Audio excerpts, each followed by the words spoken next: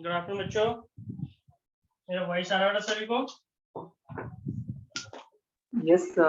Good afternoon, sir. Good afternoon. Good afternoon, sir. Good afternoon बेटा, good afternoon. तो last class में हमने biotechnology start की थी और आई होप जितना मैंने आपको बताया था उतना आपने प्रिपेयर कर लिया होगा। कोई डाउट तो नहीं है लास्ट क्लास से बेटा? लास्ट No, क्लास को sir. लेके कोई डाउट? ओके, हाँ बेटा, कोई कुछ कहना चाह रहा है बोलिए। ओके, नो डाउट, मैं आगे बढ़ता हूँ।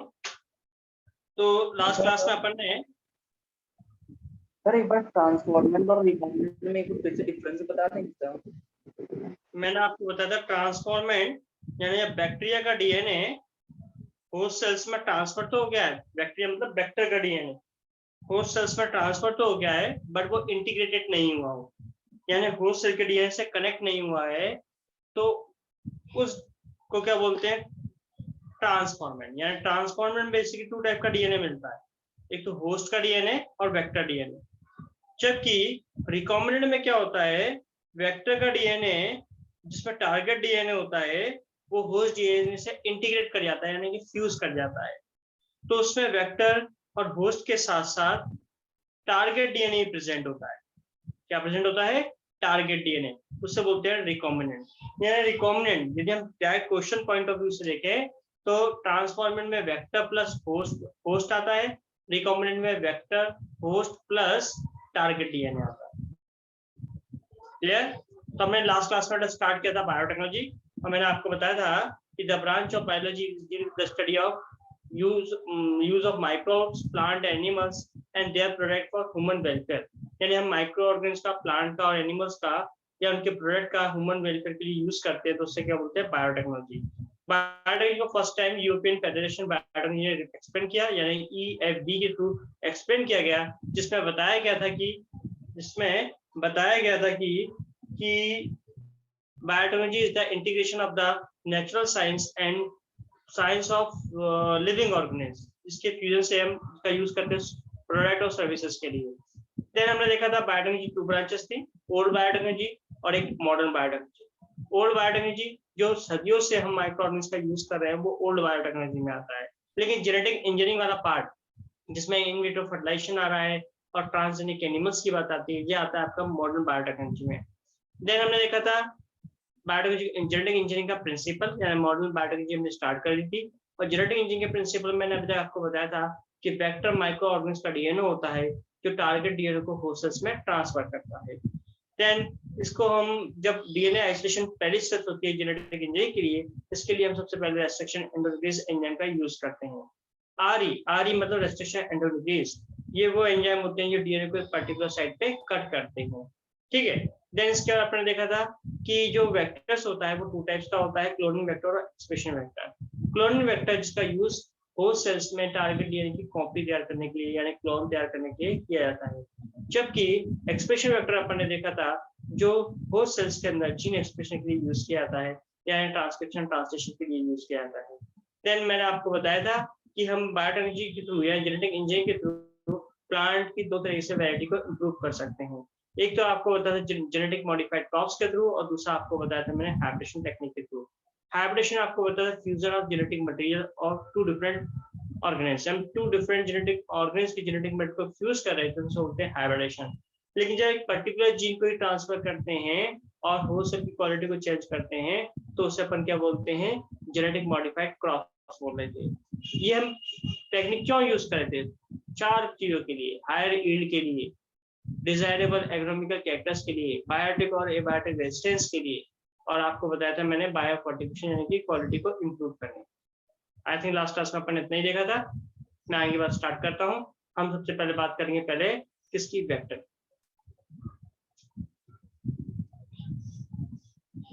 वेक्टर तो आपको बताया था मैंने वेक्टर माइक्रो ऑर्गेनिज्म का डीएनए होता है जिसका यूज हम टारगेट डीएनए को होस्ट सेल्स में ट्रांसफर करने के लिए करते हैं। ठीक है। और आपको बताया था कि वेक्टर होता है, इसमें टू टाइप्स का वेक्टर अपन देखा था। First one is cloning vector और सेकंड देखा था अपन ने एक्सप्रेशन वेक्टर। ठीक है, अब कोई भी माइक्रोऑर्गेनिज के डीएनए को यदि मैं एज ए वेक्टर यूज कर रहा हूँ, ध्यान देना, मैं किसी भी डीएनए को माइक्रोऑर्गेनिज के डीएनए को वेक्टर के रूप में यूज करना चाह रहा हूँ, तो मैं उस माइक्रोऑर्गेनिज के डीएनए को तभी वेक्टर के रूप में यूज कर सकता हूँ जब उसमें मिनिमम 3 प्रॉपर्टी हो। ध्यान देना, मिनिमम 3 प्रॉपर्टी हो। मान लीजिए कि ये मैं यूज कर रहा हूँ डीएनए, माइक्रोऑर्गेनिज का डीएनए है, इसको एज ए वेक्टर यूज करना चाहता हूँ, तो इसमें मिनिमम 3 प्रॉपर्टी होनी चाहिए। यानी आप देख रहे हैं प्रॉपर्टी ऑफ वेक्टर, बहुत ही इंपॉर्टेंट पॉइंट। तो इसमें 3 प्रॉपर्टी कौन कौन से होनी चाहिए? इसमें वो सीक्वेंस होने चाहिए, कौन से? ORI reason. ORI रीजन क्या होते हैं? याद करो, ओरिजिन ऑफ रेप्लिकेशन। यानी कि जब मैं माइक्रोऑर्गेनिज के डीएनए को एज ए वेक्टर यूज करूं तो उसमें ऐसे सीक्वेंस होने चाहिए जहां से रेप्लिकेशन स्टार्ट होता है, यानी ORI रीजन होने चाहिए। ORI रीजन याद करो, वो डीएनए के वो सीक्वेंस होते हैं यहाँ से रेप्लिकेशन की प्रोसेस स्टार्ट होती है। प्रोकैरियोट्स में ये सीक्वेंस एक ही होता है और यूकैरियोटिक सेल्स में सीक्वेंस कई सारे होते हैं, यानी कि सिंगल रेप्लिकॉन प्रेजेंट होता है प्रोकैरियोट्स में और मल्टीपल रेप्लिकॉन मिलता है यूकैरियोट्स में, याद रखिएगा। तो ये माइक्रोऑर्गेनिज का डीएनए यानी प्रोकैरियोट्स, तो इसमें कम से कम वो सीक्वेंस होनी चाहिए जहां से रेप्लिकेशन प्रोसेस स्टार्ट होती है। सेकंड पॉइंट, इस डीएनए का यदि हम एज ए वेक्टर के रूप में यूज कर रहे हैं तो इसमें क्लोनिंग साइट होनी चाहिए, क्लोनिंग साइट, यानी ऐसा सीक्वेंस होनी चाहिए जो क्लोन बनाने में हेल्प करे। और थर्ड, जो अगला इंपॉर्टेंट आ गया, इसके बारे में डिटेल से आगे पढ़ेंगे, थर्ड होना चाहिए सिलेक्टेबल मार्कर। सिलेक्टेबल मार्कर, तो बेटा 3 पॉइंट बहुत इंपॉर्टेंट हो गए। कौन कौन से? Origin of replication, cloning site और सिलेक्टेबल मार्कर, यानी 3 प्रॉपर्टीज हो गई, या ये बोलो क्राइटेरिया फॉर वेक्टर। यानी मैं किसी माइक्रोऑर्गेनिज के डीएनए को एज ए वेक्टर यूज करना चाहता हूँ तो मिनिमम उसमें कौन कौन सी प्रॉपर्टी होनी चाहिए, नीट के लिए बेहद इंपॉर्टेंट बात हो गई। यानी कि मैं किसी माइक्रोऑर्गेनिज के डीएनए को एज ए वेक्टर रूप में यूज कर रहा हूँ तो उसमें मिनिमम 3 प्रॉपर्टी होनी चाहिए। उसमें ऑरिजिन ऑफ रेप्लिकेशन होना चाहिए, यानी ऐसी साइट होनी चाहिए जहाँ से रेप्लिकेशन स्टार्ट हो सके। देन सेकंड पॉइंट, उसमें क्लोनिंग साइट होनी चाहिए, यानी क्लोन बनाने में जो हेल्प करे। थर्ड, उसमें सिलेक्टेबल मार्कर होना चाहिए। सिलेक्टेबल मार्कर क्या होता है आगे हम डिस्कस करने वाले हैं। यहाँ तक क्लियर हो गया बेटा? Yes sir. Yes sir.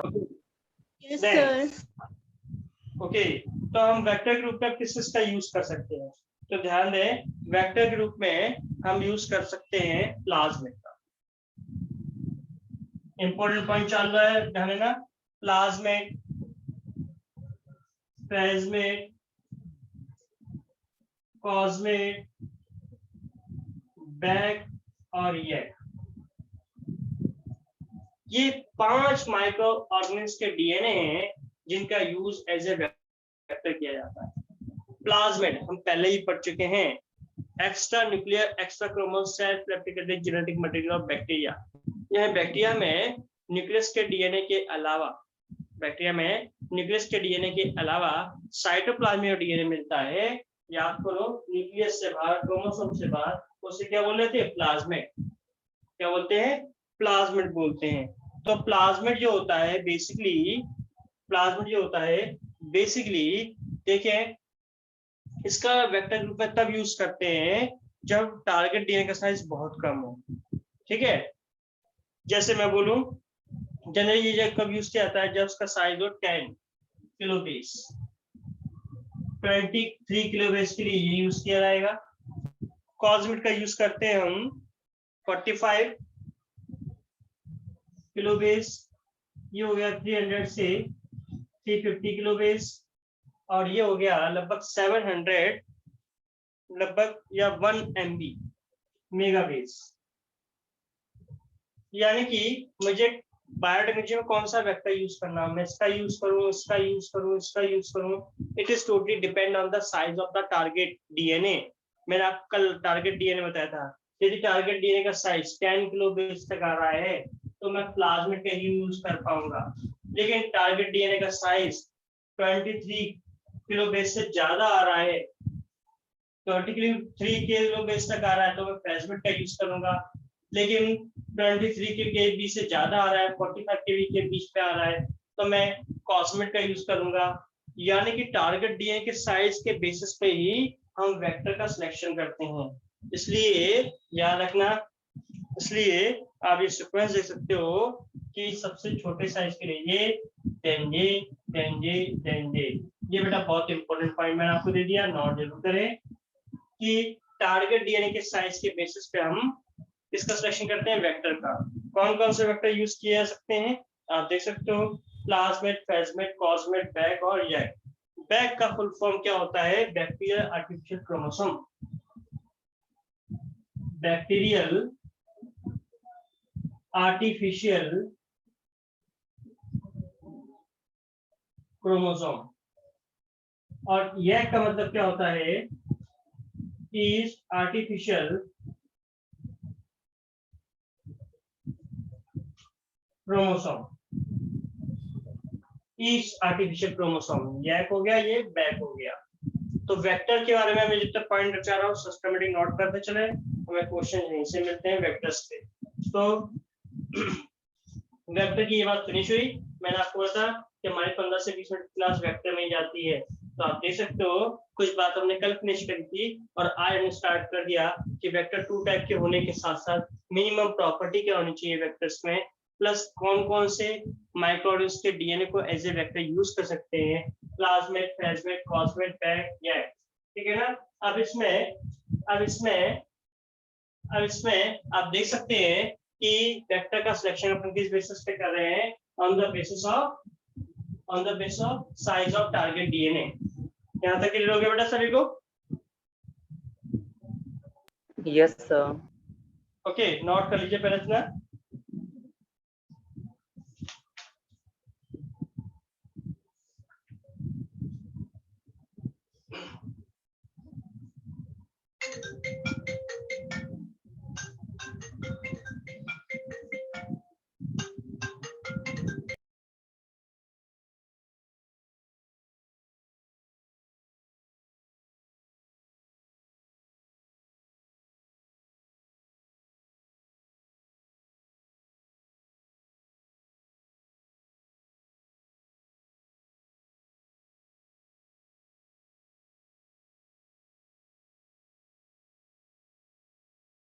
Sir अपने देखा 10 केबी सर 10 केबी टारगेट डीएनए को हम लोग YAC में डाल सकते हैं सर, ज्वाइन कर सकते हैं?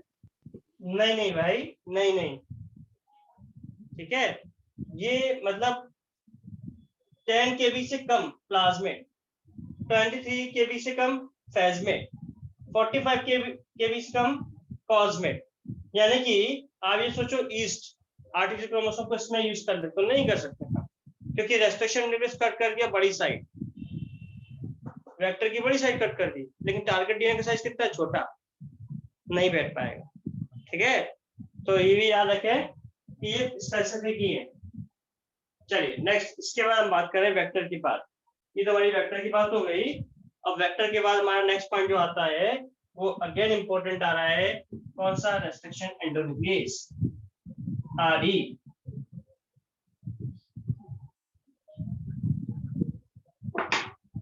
मैं जैसे बात कर रहा था न्यूक्लियस,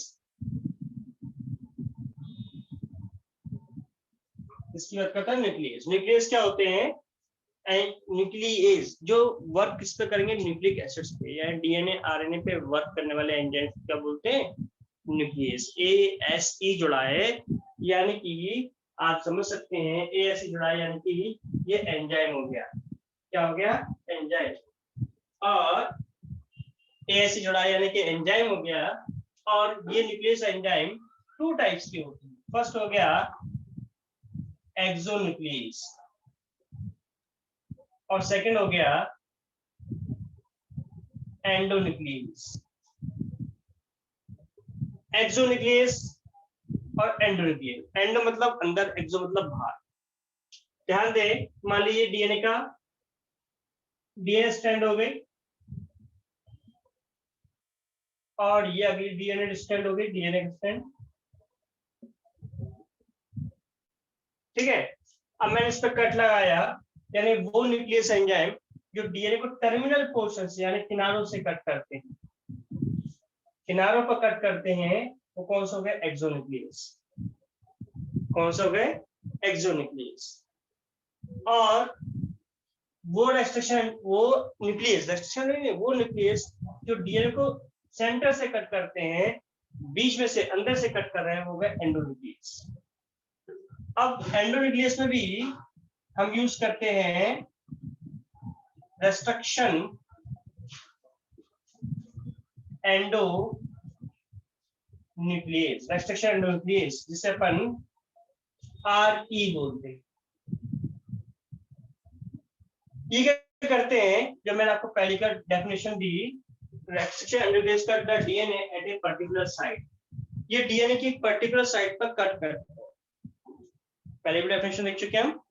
रेस्ट्रिक्शन एंडोन्यूक्लियस जो डीएनए की पर्टिकुलर साइट पर कट करेंगे, एंडोन्यूक्लियस है यानी कि डीएनए के बीच में कहीं कट करते हैं, किनारे पे कट नहीं करते। यहां तक क्लियर हो गया बेटा? Yes sir. ओके, तो रेस्ट्रिक्शन एंडोन्यूक्लियस, एंडोन्यूक्लियस एंजाइम है जो डीएनए को सेंटर से कट करेंगे, किनारे से कट नहीं करते, और डीएनए को एक पर्टिकुलर साइट से कट करते हैं। जेनेटिक इंजीनियरिंग में यूज होने वाले रेस्ट्रिक्शन एंडोन्यूक्लियस एंजाइम को हम बैक्टीरिया से आइसोलेट करते हैं, यानी कि माइक्रो ऑर्गेनेल्स से इन्हें आइसोलेट किया जाता है। हमें कहां से मिल रहे हैं? माइक्रो ऑर्गेनेल्स मिलते हैं। देन ये डीएनए पर रेस्ट्रिक्शन एंडोन्यूक्लियस, ये डीएनए पर एक पर्टिकुलर सीक्वेंस पे कट करते हैं।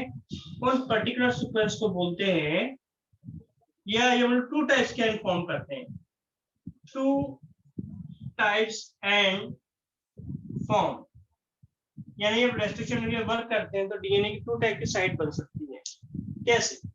मान लीजिए डीएनए है,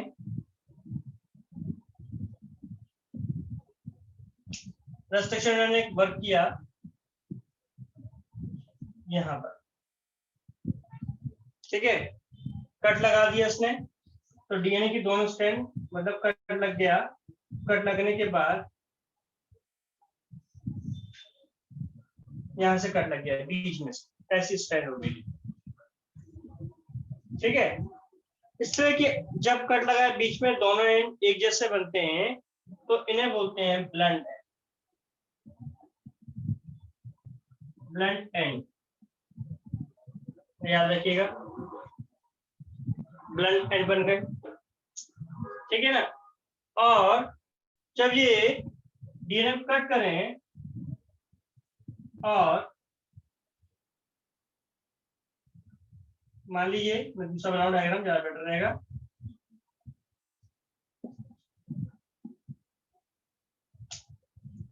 एक स्ट्रैंड को यहाँ पे कट किया रेस्ट्रिक्शन एंडोन्यूक्लियस ने, और दूसरी को यहाँ पे कट कर रहा है, दोनों स्ट्रैंड को एक ही जगह से कट ना करे, तो क्या होगा इस केस में? कटने के बाद डीएनए कुछ ऐसा हो जाएगा,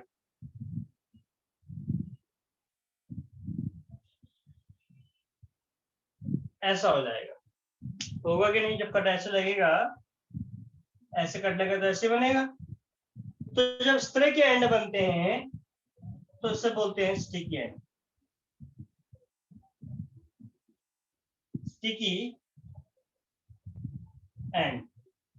तो रेस्ट्रिक्शन न्यूक्लियस की एक्टिविटी जो डीएनए पे होती है, तो दो तरह के एंड बना सकता है, ब्लंट एंड और स्टिकी एंड। ब्लंट एंड और स्टिकी एंड याद रखें। ब्लंट एंड कौन से हो गए?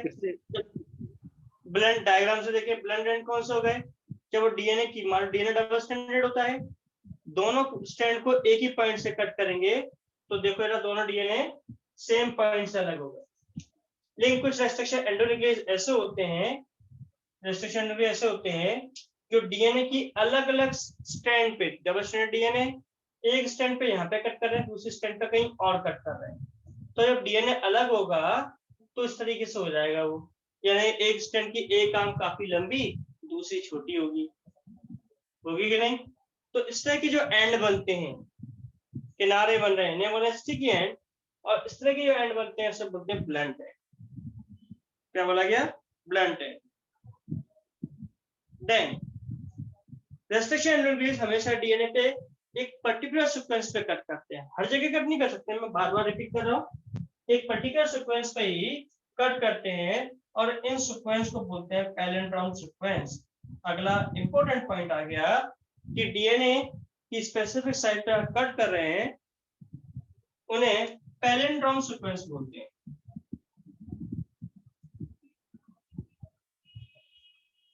पैलिंड्रोम सीक्वेंस, पैलिंड्रोम सीक्वेंस क्या होते हैं?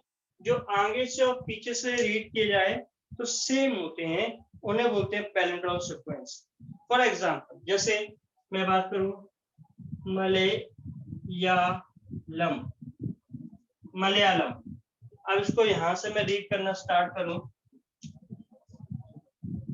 या यहां से रीड करना स्टार्ट करूं तो सेम दिखाई दे रहा है, जैसे M A L L A centre में गया Y, यानी कि ऐसे डीएनए पे ऐसे सीक्वेंस जो इधर से या इधर से रीड किया तो सेम सीक्वेंस होते हैं, उन्हीं सीक्वेंस पे रेस्ट्रिक्शन एंड रिप्लेस कट करते हैं।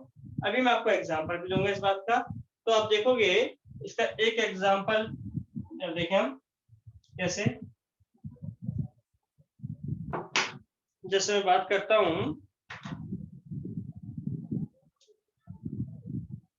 C G,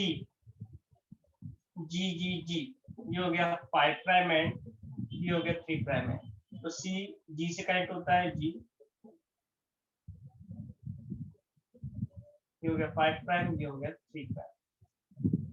तो आप इसको जरा रीड करना स्टार्ट करें तो आगे से पीछे से सेम रीड कर रहे हैं ये। मैं इधर से रीड करूं C C C C C C, इधर से रीड किया और इधर से रीड करूं, सेम चल रहे हैं।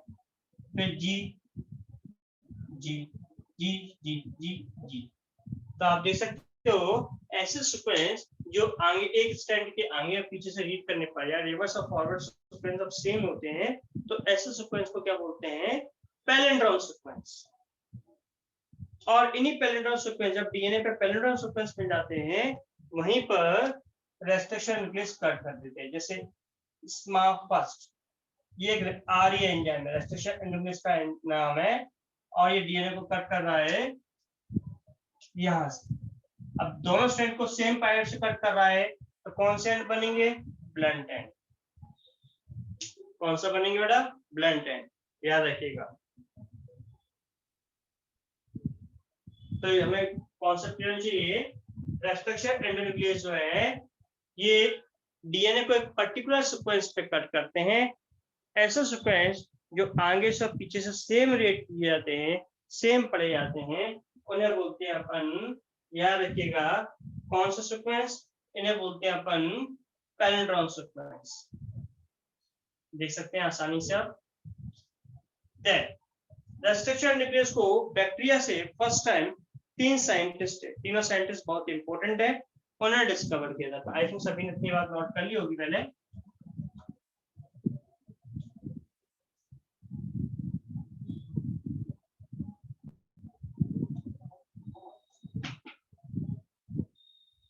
तो रेस्ट्रिक्शन एंडोन्यूक्लियस जो फर्स्ट डिस्कवर हुआ वो कौन सा था?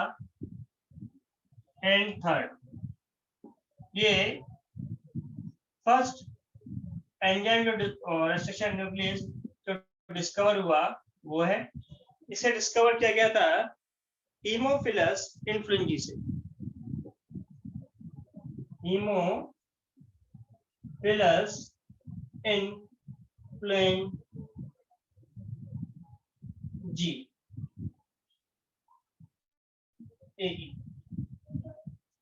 हीमोफिलस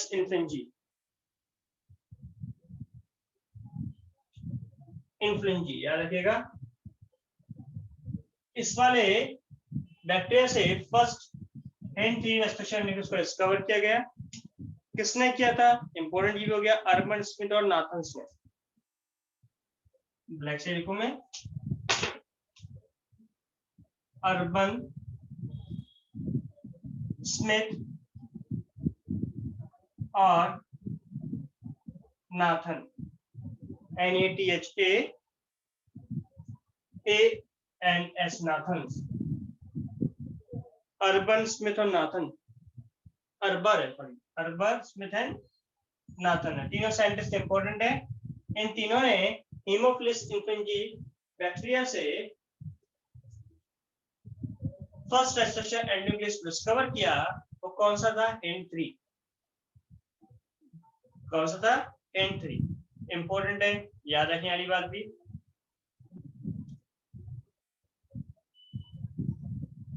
देन अगर देखें जो रेस्ट्रिक्शन एंडोन्यूक्लियस हैं, इनका नाम कैसे दिया जाता है, नोमेनक्लेचर कैसे करते हैं? तो जैसे अपन ने बायोलॉजी के क्लासिक में बाइनोमिनल नोमेनक्लेचर पढ़ा है जो कैरोलस लिनियस ने दिया था, वैसे इनका नाम दिया जाता है। जैसे H आ रहा है हीमोफिलस, IN इन्फ्लुएंजी को रिप्रेजेंट कर रहा है।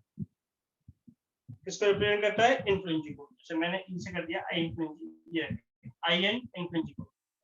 D हो गया स्ट्रैंड, R हो गया लेबोरेटरी नंबर, यानी कि फर्स्ट नेम होता है, फर्स्ट होता है जीनस को, सेकंड वर्ड आता है जो रिप्रेजेंट करता है स्पीसीज को, थर्ड आता है जो रिप्रेजेंट करता है स्ट्रैंड को, फोर्थ आता है ऑर्डर जो किसमें रिप्रेजेंट करती है? Roman number, Roman number. तो जब हम रेस्ट्रिक्शन एंडोन्यूक्लियस का नोमेनक्लेचर करते हैं तो फर्स्ट नेम रिप्रेजेंट करता है जीनस को, जैसे बाइनोमिनल नोमेनक्लेचर पढ़ा है। सेकंड नेम स्पीसीज के लिए आता है, ठीक है। थर्ड कैपिटल रहता है जनरली, या कुछ केसेस में स्मॉल भी रहेगा, यानी फर्स्ट हमेशा कैपिटल ही रहेगा और बाकी सब स्मॉल रहेंगे, और वो रोमन ऑर्डर आ जाएगा। जैसे मैं बात करूं हीमोफिलस इन्फ्लुएंजी, देख सकते हो आप, हीमोफिलस में H हो गया जीनस को रिप्रेजेंट कर रहा है, IN स्पीसीज को रिप्रेजेंट कर रहा है, D स्ट्रैंड को रिप्रेजेंट करता है और रोमन नंबर ऑर्डर को रिप्रेजेंट करता है। इसको रिप्रेजेंट कर रहा है ऑर्डर नंबर, रोमन नंबर। तो ये रेस्ट्रिक्शन न्यूक्लियस को हम देखें, नोमेनक्लेचर हो गया। देन इसके बाद types of restriction endonuclease. Restriction nucleus को आरई की बात कर रहा हूं, आई थिंक सभी ने नोट कर लिया होगा। आरई की बात करें अपन,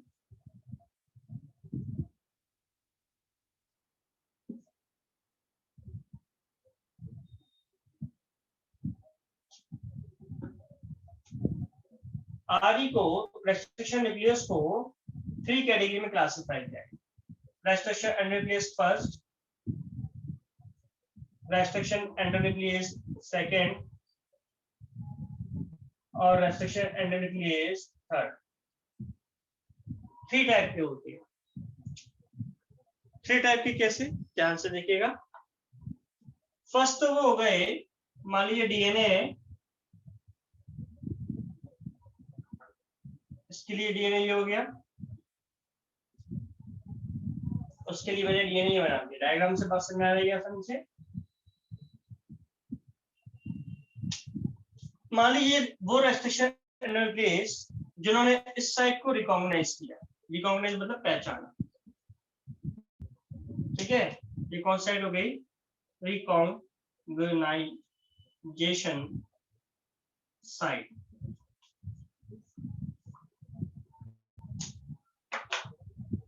रिकॉग्नाइजेशन साइट हो गई, ध्यान देना।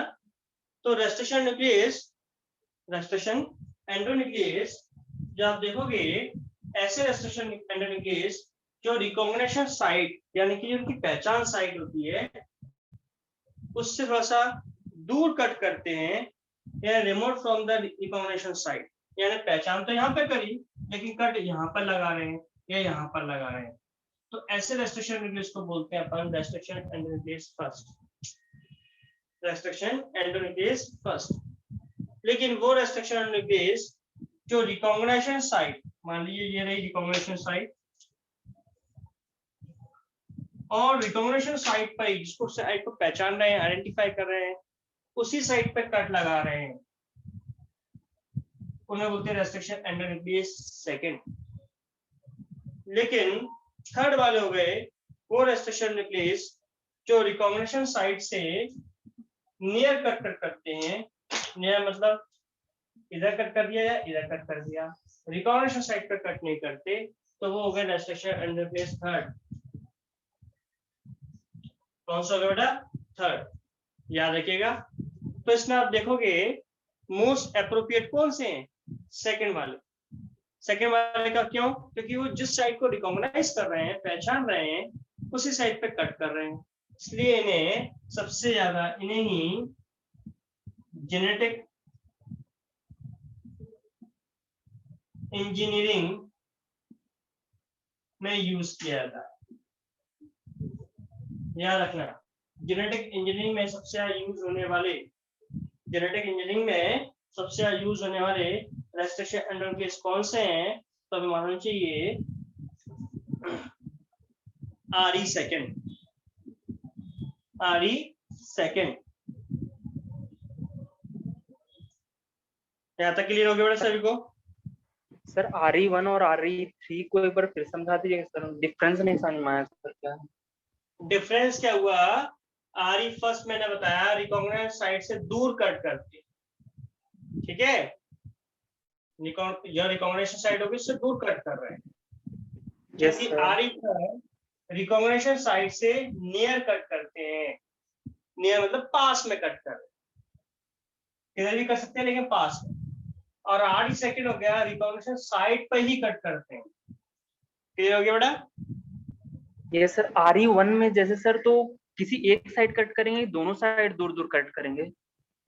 अरे दोनों साइड कर सकते हैं वो तो,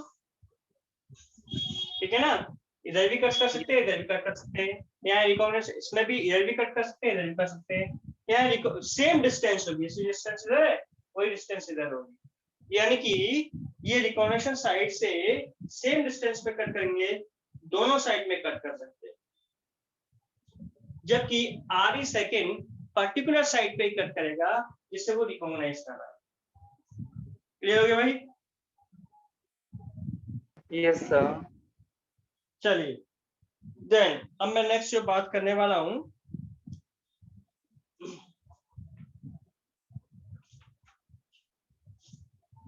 नेक्स्ट जो बात करनी है मुझे, अब वेक्टर्स में हम जेनेटिक इंजीनियरिंग का एप्लीकेशंस देखते जाएं। वेक्टर्स में जेनेटिक इंजीनियरिंग का एप्लीकेशंस कैसे? सबसे पहले मैं बात करने वाला हूं, एक मिनट होल्ड कीजिएगा, इससे मैं आपको कम शर्तों में ज्यादा नॉलेज दे पाऊं। चलिए तो मैं सीख देता हूं आपको।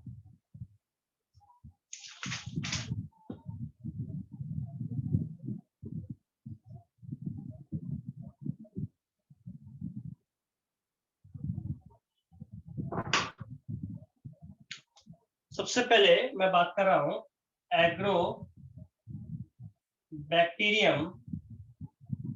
Agrobacterium tumefaciens.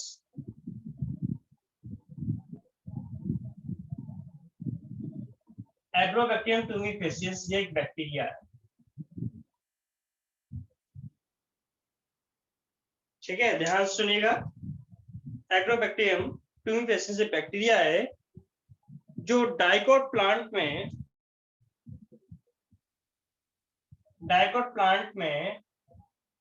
एंटर करता है। कहां से? वाउंडेड प्लेस पे। वाउंडेड प्लेस माने डाइकोट प्लांट में कोई चोट लग गई, पर कोई टिश्यू डैमेज हो गया, तो वहीं से ये बैक्टीरिया प्लांट में एंटर कर जाता है, ठीक है। और क्योंकि जहां पर चोट वाउंडेड होती है, चोट लगी होती है, इंजरी होती है, वहां से केमिकल रिलीज होते हैं, फिनोलिक कंपाउंड। फिनोलिक कंपाउंड ध्यान से सुनिए बेटा, यदि वाली बात आपको समझ में आ गई तो जितने भी आगे आपको चीजें बताने वाला हूँ चुटकियों में बायोटेक्नोलॉजी के एग्जांपल क्लियर हो जाएंगे। तो मैंने क्या बताया, एग्रोबैक्टीरियम ट्यूमिफेसिएंस एक बैक्टीरिया है जो डाइकोट प्लांट में एंटर कर सकता है। कैसे? जब डाइकोट प्लांट में वुडन प्लेस जो होते हैं यानी इंजर्ड प्लेस जो होते हैं, टिश्यू डैमेज हो गए, वहां से केमिकल रिलीज होते हैं यानी फिनोलिक कंपाउंड। उन फिनोलिक कंपाउंड से अट्रैक्ट होकर उनकी स्मेल से कीमोट्रोपिक मूवमेंट के कारण अट्रैक्ट होकर बैक्टीरिया में एंटर कर जाता है। कौन सा bacteria? Agrobacterium tumefaciens bacteria.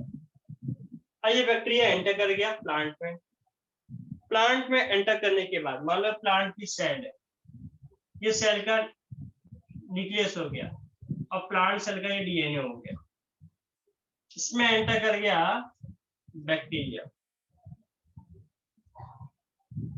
Bacteria cell में एंटर करता है, न्यूक्लियस में एंटर करता है और अपने डीएनए को प्लांट डीएनए से इनकॉर्पोरेट करा देता है यानी फ्यूज करा देता है। यानी कि जो डीएनए बना, इस डीएनए में अब बैक्टीरिया का भी डीएनए आ गया। इसका डीएनए आ गया, बैक्टीरिया का डीएनए। अब प्लांट का डीएनए चेंज हो गया इस बैक्टीरिया के कारण। जिन सेल में चेंज हुआ वो सेल एबनॉर्मल डिवीजन करती हैं और क्या बना देती हैं? ट्यूमर। यानी प्लांट को डिसीज हो गई, ट्यूमर हो गया या उसके प्लांट को कैंसर हो गया, जिसे क्राउन गॉल डिसीज बोलते हैं। Crown gall disease. बेटा बुक्स पढ़ते रहते हैं, समझ में नहीं आता क्या चल रहा है, इसलिए दोबारा रिपीट करूंगा, ध्यान से सुनना। मैंने क्या बताया कि एग्रोबैक्टीरियम ट्यूमिफेसिएंस बैक्टीरिया ये डाइकोट प्लांट में वुडेड प्लेस से एंटर करता है। वुडेड प्लेस यानी कि इंजर्ड प्लेस। इंजर्ड प्लेस से फिनोलिक कंपाउंड रिलीज होते हैं। इन्हीं फिनोलिक कंपाउंड्स के कारण एग्रोबैक्टीरियम ट्यूमिफेसिएंस में एंटर कर जाता है और ये बैक्टीरिया प्लांट सेल में एंटर करने के बाद उसके डीएनए को डैमेज करता है। ठीक है, डीएनए डैमेज हो गया तो सेल एबनॉर्मल डिवीजन करती है, ट्यूमर बन जाता है। यह प्लांट में ट्यूमर बन गया जिसको बोला गया क्राउन गॉल डिसीज। यहां तक क्लियर हो गया बेटा? Yes, sir. चलिए, यानी कि बैक्टीरिया प्लांट में ट्यूमर कर रहा है, आसानी से एंटर भी कर रहा है और उसको ट्यूमर भी कर रहा है। साइंटिस्टों ने देखा ये तो बड़ा शानदार बैक्टीरिया है, इसका यूज तो जेनेटिक इंजीनियरिंग में कर सकते हैं। कैसे कर सकते हैं?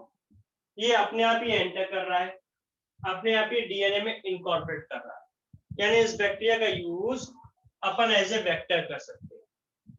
साइंटिस्टों ने क्या किया, इस बैक्टीरिया के डीएनए को यानी कि मैं बोल सकता हूं प्लाज्मिड को बाहर निकाला। इसको निकाला प्लाज्मिड, और उस प्लाज्मिड में कुछ ऐसे जीन थे जो ट्यूमर के लिए रिस्पॉन्सिबल थे। ठीक है ना? तो ऐसे प्लाज्मिड को बोला गया टीआई प्लाज्मिड। टीआई प्लाज्मिड का मतलब ट्यूमर इंड्यूसिंग प्लाज्मिड। ट्यूमर को इंड्यूस करने वाले प्लाज्मिड, क्योंकि इसमें ट्यूमर फॉर्मिंग जीन प्रेजेंट होते हैं। तो साइंटिस्टों ने इस डीएनए को बाहर निकाल लिया, यानी कि ये बोल सकता हूं टीआई प्लाज्मिड को बाहर निकाल लिया। इसको बाहर निकाल लिया, टीआई प्लाज्मिड को। ठीक है ना? यहां तक क्लियर हो गया बेटा सभी को? पहले यस सर। ओके, अब इन्होंने सपोज करो ये टीआई प्लाज्मिड है। इन्होंने साइंटिस्टों ने इस प्लाज्मिड का उन जीन को आइडेंटिफाई किया जो ट्यूमर बनाने के लिए रिस्पॉन्सिबल होते हैं, और इनको रेस्ट्रिक्शन एंडोन्यूक्लियस से कट कर दिया, और जो ट्यूमर की रिस्पॉन्सिबल सीक्वेंस है इनको हटा दिया। इसकी जगह इसमें इन्होंने अच्छे कैरेक्टर वाले जीन जिसे बोल सकते हैं टीडीएनए ऐड कर दिया। टीडीएनए क्या ऐड कर दिया? ऐड कर दिया। प्लांट को ना चोट पहुंचा दी और प्लांट ने रिलीज किया फिनोलिक कंपाउंड। तो ये प्लाज्मिड यानी कि बैक्टीरिया का डीएनए आसानी से डाइकोट प्लांट में एंटर कर जाता है क्योंकि उसकी एबिलिटी है, उसकी कैपेबिलिटी है। डाइकोट प्लांट में आसानी से एंटर कर गया और उसके डीएनए से फ्यूज हो गया। अब ये एबनॉर्मल डिवीजन नहीं करेगा क्योंकि एबनॉर्मल डिवीजन के रिस्पॉन्सिबल जीन को तो हटा दिया गया है, बल्कि अच्छे जीन ट्रांसफर कर दिए गए हैं।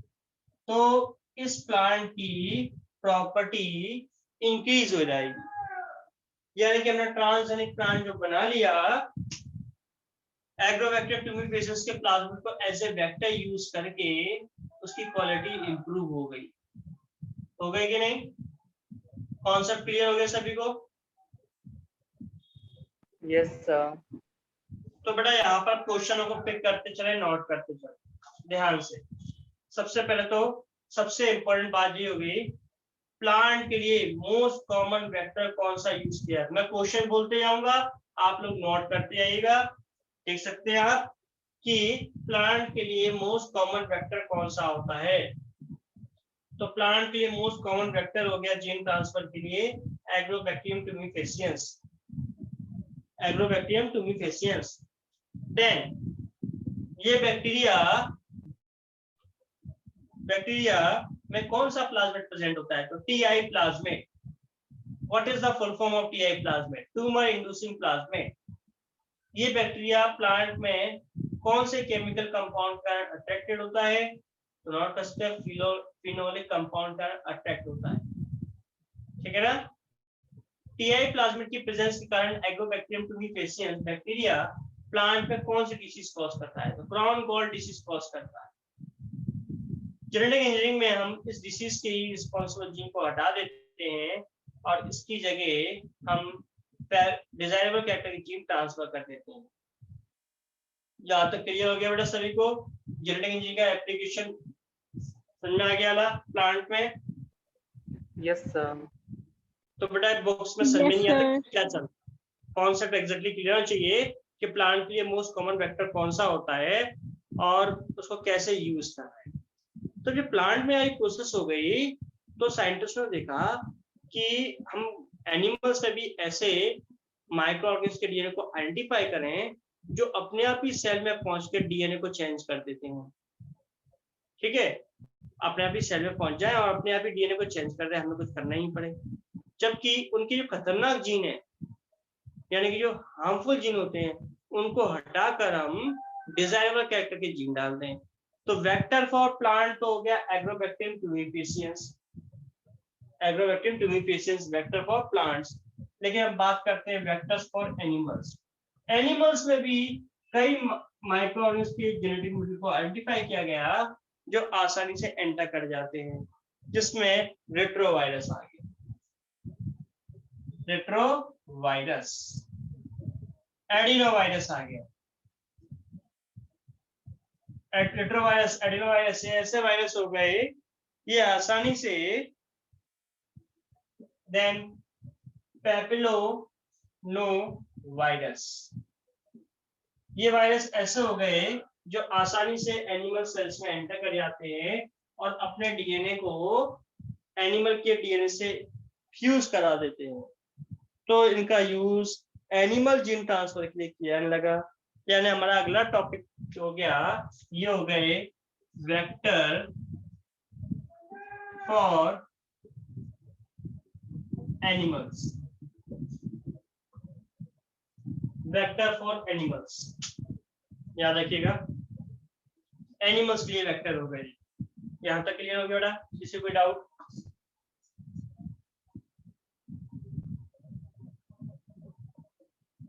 No sir. क्लियर हो गया?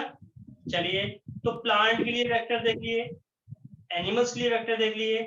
अब बात करें अपन प्रोकैरियोट के लिए।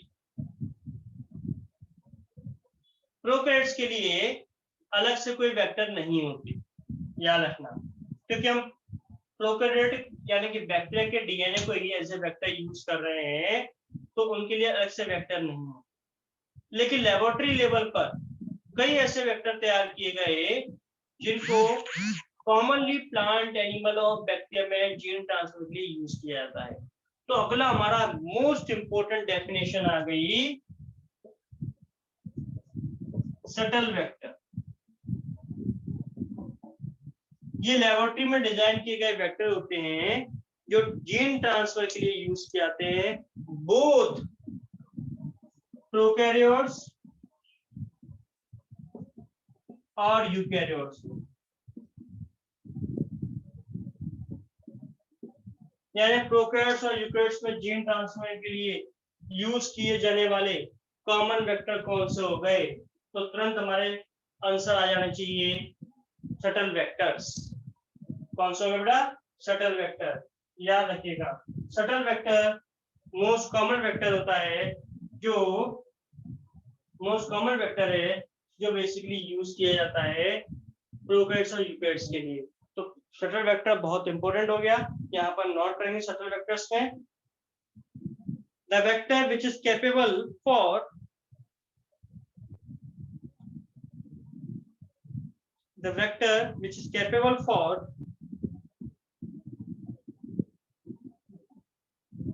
gene transfer in both prokaryotes and eukaryotes. Gene transfer in both prokaryotes and eukaryotes. यानी प्रोकैरियोट्स और यूकैरियोट्स में जीन ट्रांसफर के लिए जो वेक्टर यूज किया सकते हैं कौन सा हो गए? Shuttle vectors. अब यहाँ पर हम शटल वेक्टर्स का एग्जांपल नोट करेंगे, कौन कौन से इसमें है। तो modified Ti plasmid, modified Ti plasmid, Ti plasmid की मॉडिफाइड फॉर्म को as a shuttle vector use किया जाता है। दूसरा यैप, दोनों ही इंपॉर्टेंट है। यैप, यैप का मतलब हो गया yeast episomal plasmid, yeast episomal plasmid, yeast episomal plasmid.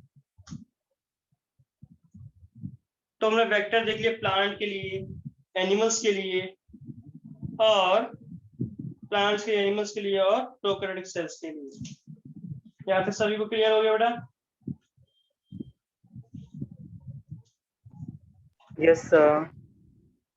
Okay, then तो हमें पता चल गया Ti plasmid, Ti plasmid agrobacterium tumefaciens bacteria का प्लाज्मिड होता है, जिसका यूज हम बेसिकली जीन ट्रांसफर के लिए करते हैं प्लांट सेल्स में। किसमें बेटा? प्लांट सेल्स में। अब ध्यान दें, तो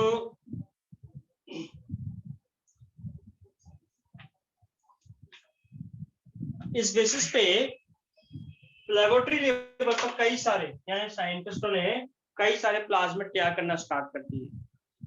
यानी प्लांट में, एनिमल्स में और माइक्रो ऑर्गेनिज्म में जीन ट्रांसफर के लिए बहुत सारे आर्टिफिशियल लेवल पर वेक्टर तैयार करना स्टार्ट कर दिए। तो उसमें सबसे पहले अपन देखें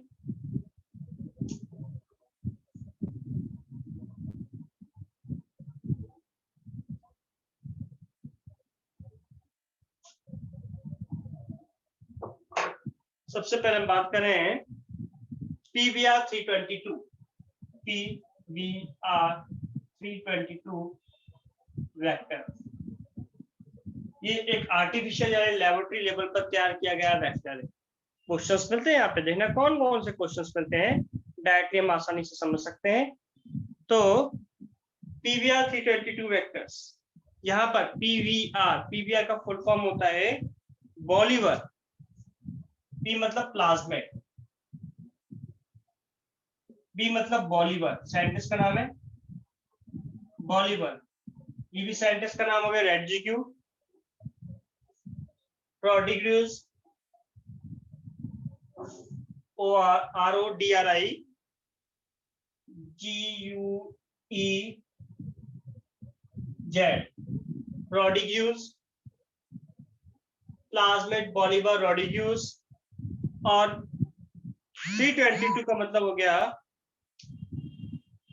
मैंने आपको बताया था, distinguish plasmid for the develop in the same laboratory, यानी कि लेबोरेटरी नंबर। ये फर्स्ट नंबर पे तैयार किया गया क्या है, वेक्टर्स।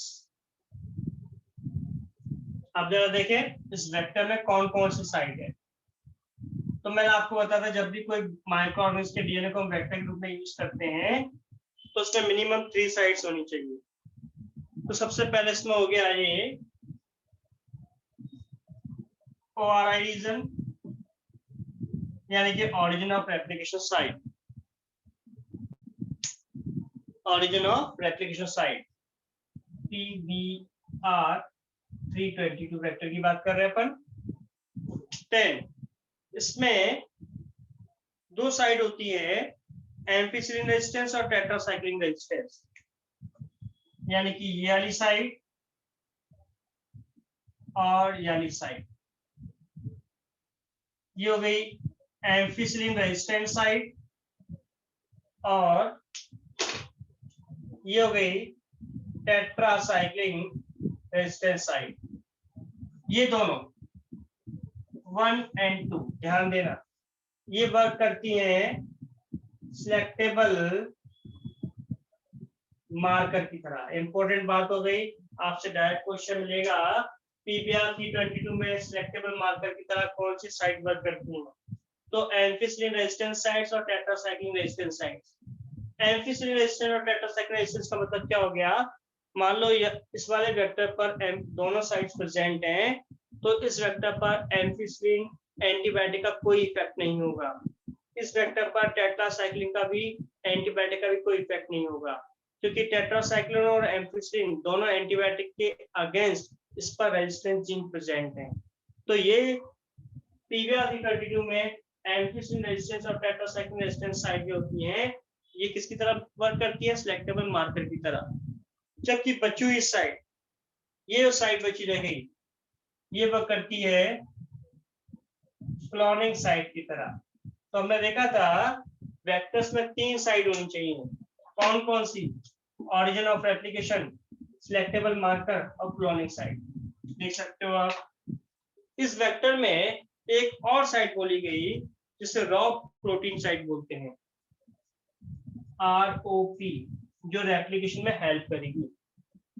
तो PBR 322 पे आपको क्वेश्चंस मिलते हैं, कौन कौन से। सबसे पहले तो PBR 322 है क्या, तो it is a plasmid vector which is designed by laboratory. ठीक है, लेबोरेटरी में डिजाइन किया गया, P मतलब प्लाज्मिड, फिर साइंटिस्ट ने डिजाइन किया बॉलीवर और रोडिग्यू।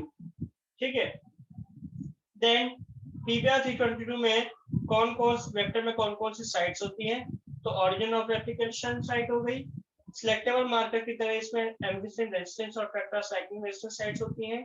इसका मतलब क्या है, इन पर एम्फिसिलिन और टेट्रासाइक्लिन एंटीबायोटिक का कोई इफेक्ट नहीं होगा, क्योंकि इन पर दोनों पर रेजिस्टेंस जीन प्रेजेंट है। थर्ड आ गई क्लोनिक साइट। क्लोनिक साइट और एक एक्स्ट्रा साइट्स में प्रेजेंट, जिसे रॉक साइट बोलते हैं, जो रॉक प्रोटीन का फॉर्मेशन करती है।